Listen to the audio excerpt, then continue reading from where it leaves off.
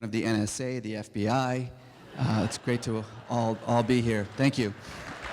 I'm actually taking Mehdi Hassan's place here, who couldn't be here, which is unfortunate because he actually works for the media.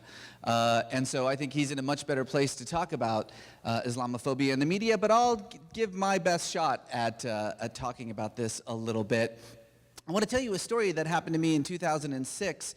This was after Pope Benedict, the previous pope, made those unfortunate comments in which he quoted a crusader about the Prophet Muhammad. And those comments, of course, resulted in protests in large parts of the world. And as a way of perhaps making up for the consequences of those comments, the Pope decided that he was going to make a trip to Turkey. It was his first trip to a Muslim majority state.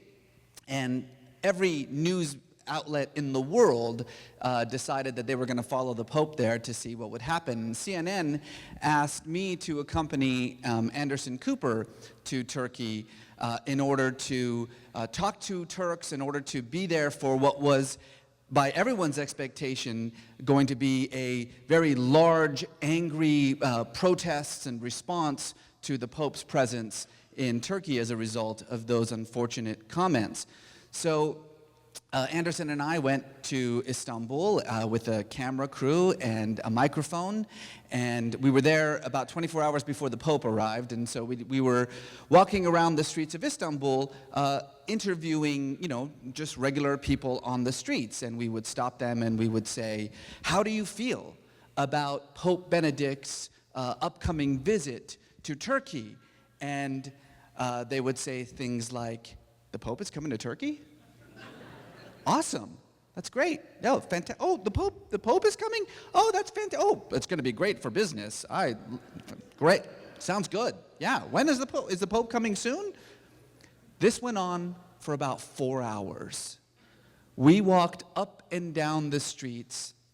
We talked to, I would say, maybe 30, 40 different people. Men, women, some of them in hijabs, some of them wearing sort of very revealing clothes, secularists, pious people. We talked to as many people as we could find to get one person to actually say something negative about the Pope, actually to even be, even knew that the Pope was on his way to Turkey. We couldn't find anyone. So this went on for about a good day. And at the end of the day, Anderson and I, we called the producers back in New York at CNN, and we said, hey, listen, I know you sent us here to find angry people and to cover these protests, and we can't find anybody. We can't find anybody who's angry or who even cares, for that matter. But we have a better idea for a story, okay? This is the story that we want to tell. We want to tell the story that goes like this, that when you live in a country with a fast-growing economy, where you have actually a job and a house and a car and 2.5 kids and they've got a future ahead of them, turns out it doesn't matter what the Pope says. That when you've got actually a future, you care about that far more than you care about what some guy in Rome has to say about your prophet. That's a great story. Let's tell that story. And the producer from New York, I'll never forget it, said, we paid tens of thousands of dollars to send you to Istanbul to find angry protesters. Find angry protesters. Now, to Anderson's credit, who's a very good journalist, he basically said, no. And instead, we flew to Jordan to cover some other story. But I remember that night watching CNN in my hotel room and watching this other camera crew that was there filming angry protesters. And I remember being at that protest. There were about 24 people there, all from a rival political party to the AKP, by the way. They weren't even there for the Pope. All of them whose signs were written in English, by the way, which is a real clue. When you see protesters in a foreign country holding up signs written in English, there's something going on there. It's written for an audience, all written pretty much in the same hand. But CNN got what it wanted.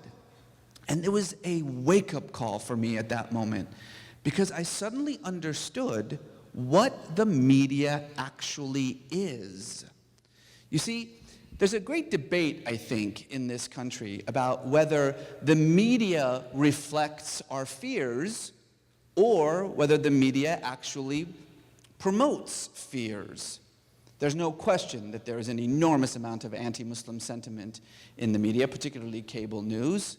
I mean, Fox News has managed to spin xenophobia, anti-Muslim fervor into ratings gold for a decade and a half, and good for them. That's their job.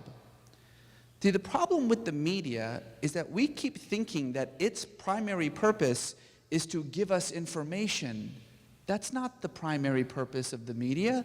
The primary purpose of the media is to sell us products.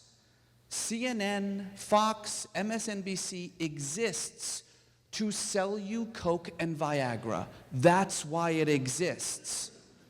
Its entire purpose is to get you to the commercial. That's what matters. I have sat in a lot of editorial meetings at these cable news broadcasts. I've also sat in a lot of writers' rooms for late-night dramas. I can't tell the difference between the two, because they are both about creating a story that's compelling, that has different chapters in it and acts, and that has sex and violence and fear, and that forces you to watch so that you can get to the commercial. And that's really the primary purpose of it. And it's a reminder to all of us that, like any other commercial enterprise, what the media actually does is simply reflect our values back at us. So that means if there's an enormous amount of Islamophobia in the media is not just making it up. The media is tapping into something that already exists in order to make money. So you can blame Fox News as much as you want to, but it's a pretty good business plan. It sees an enormous amount of anti-Muslim sentiment in the United States, a growing amount of anti-Muslim sentiment. As a matter of fact, today, anti-Muslim sentiment is higher than it has ever been in this country, including in the immediate math of 9/11. That's a market, as far as the media is concerned. Which then brings up this much more uncomfortable fact, which is, then how do we change the media? Or is that even in the cards? And I would say that it's not. This may sound a little bit depressing to some of you, but I don't think that there's any chance of changing the media. I think it's a losing cause. And I don't think that it's even worth it, to be honest with you. I mean, look, the people who watch Fox News are an audience that has no interest in having their minds changed. That's why they watch Fox News. The people who watch MSNBC, that's an audience that has no interest in having its minds changed. That's why they watch MSNBC. The people who watch CNN are stuck in an airport. It's really the only reason to watch CNN.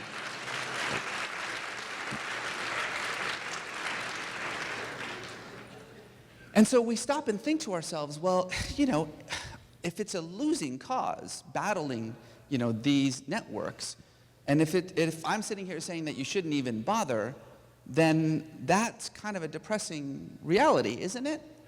Sort of. You see, the #1 cable news program on the #1 cable news network is Bill O'Reilly's show, The O'Reilly Factor. Okay? Dwarfs the competition on Fox, which is by far the most watched cable news network in America. But he absolutely dwarfs every other competitor in cable news. The #1 consistently, night after night, the #1 news program on the #1 news network. Do you know how many people watch Bill O'Reilly every night? A little more than 1 million. A little more than 1 million. In a country of 350 million people, a little more than 1 million watch Bill O'Reilly. Do you know how many people watch Big Bang Theory? 20 million. 20 million people watch the Big Bang Theory, which makes me think maybe we're focusing on the wrong audience. Who cares about the 1 million people who watch Bill O'Reilly, who, by the way, have no interest in having their minds changed? I mean, yes, it is important, it is valuable to challenge that Islamophobia, to challenge that bigotry, to challenge that ignorance, and God bless the people in this room who do that on a regular basis. But at the same time, I feel like we're fighting the wrong fight. Those of you who know a little bit about me know that I was born in Iran. My family came to the United States after the Iranian Revolution in 1979. I grew up mostly in the Bay Area in the 1980s. Not sure if you remember the 1980s. It wasn't exactly the best time in the world to be either Iranian or Muslim in this country, as opposed to now when it's awesome. Yeah, it's fantastic now. This was at the height of the Iran hostage crisis. 444 days in which Americans were being held hostage in the embassy, in the US Embassy in Tehran. And as you can imagine, for a 7-year-old kid, this was a very difficult thing for me to reconcile. I was called every name that you can imagine. I was called raghead, I was called camel jockey, which is not fair because I'd never even ridden on a camel in my life. Really not fair. And I was really forced to reconcile with this notion that my identity, who I was as a human being was being otherized, was being seen as the enemy by the public in a way that I didn't really understand. I didn't know what was going on. And then I would go home after school and I would turn on the TV and I would watch The Jeffersons and I would watch All in the Family and I would watch Good Times. And all of a sudden I realized that these sort of issues that I was confronting on a day-to-day basis in the playground were issues that the entire country was grappling with. That the problem wasn't my identity, the problem was that America was having a hard time figuring out who it was, how to reconcile itself to the enormous diversity of its population. You know what taught me about America? Not the news. What taught me about America were sitcoms. Popular media. You see, that's how perceptions are truly framed in this country. I would love to sit here as an educator and tell you that the key to changing people's perceptions of Muslims is through education. I would love to say that. I'm actually contractually obligated to say that. They'll take away my tenure if I don't say it. So, okay, I just said it. But it's not true. It's predicated on this false notion that bigotry is a result of ignorance. Oh, if only that were the case. If only bigotry was a result of ignorance, then it would be easy. All we would have to do is educate people and they would stop hating us. You have met Americans, right?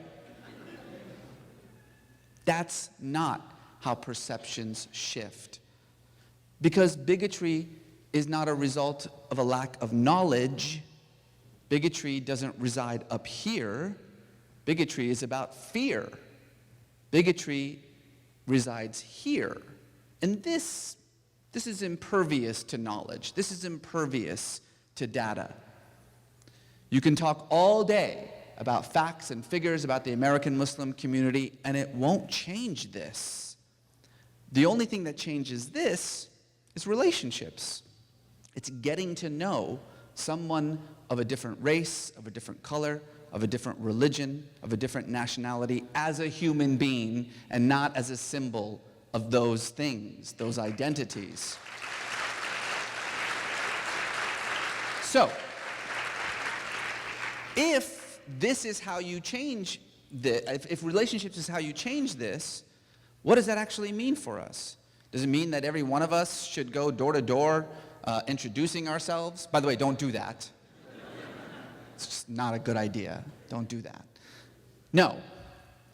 What it means is that we have to figure out a way to integrate our thoughts, our values, our morals, our stories, our faith, our very identity into the cultural and religious fabric of this country.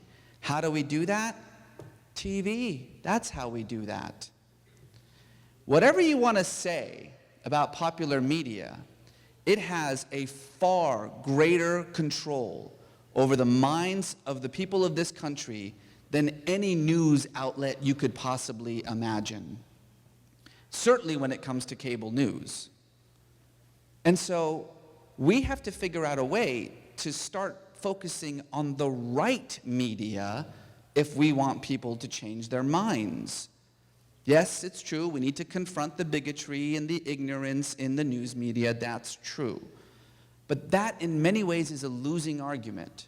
The winning argument is when we begin to engage with popular media.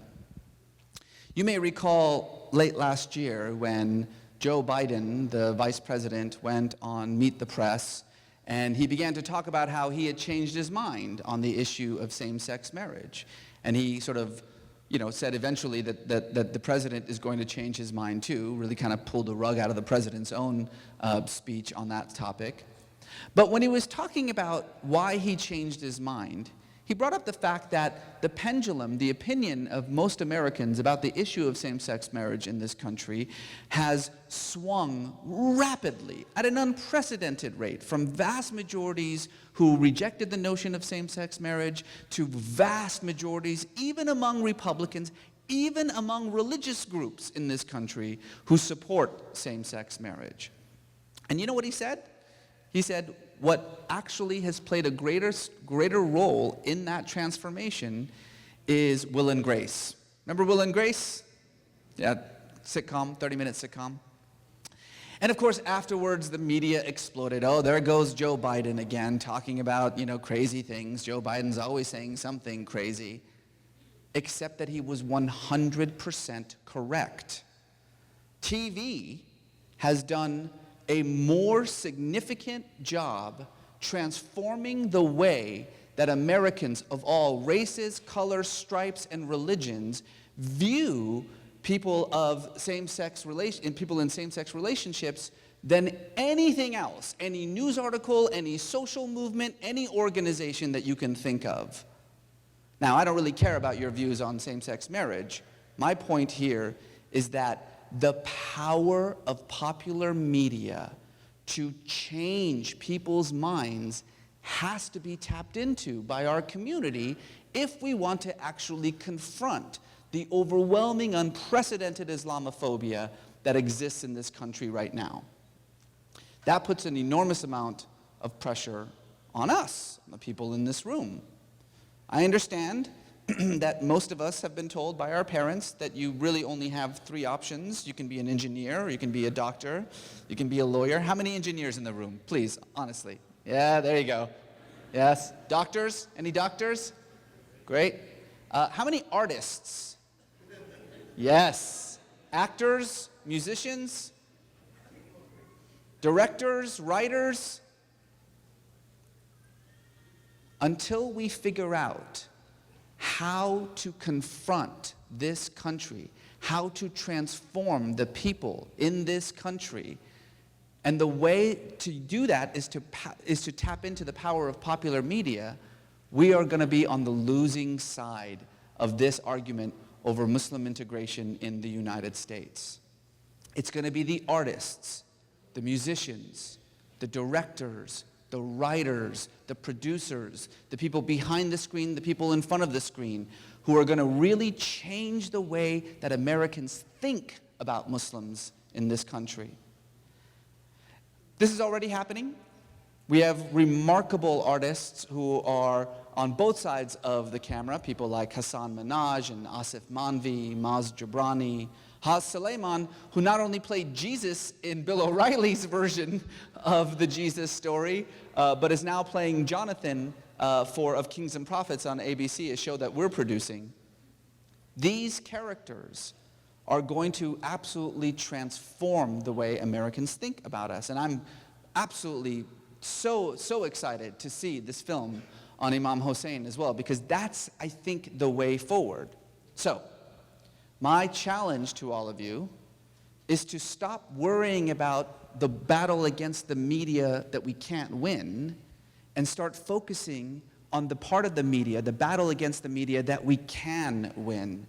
Encourage your children to go into the arts, to go into the humanities. Encourage them to be writers and artists, poets and singers and musicians. Encourage them to tap in to the enormous cultural traditions, the artistic traditions that have given vibrancy to our faith for 1,500 years, because it's their job to change the perceptions of this country. Thank you very much.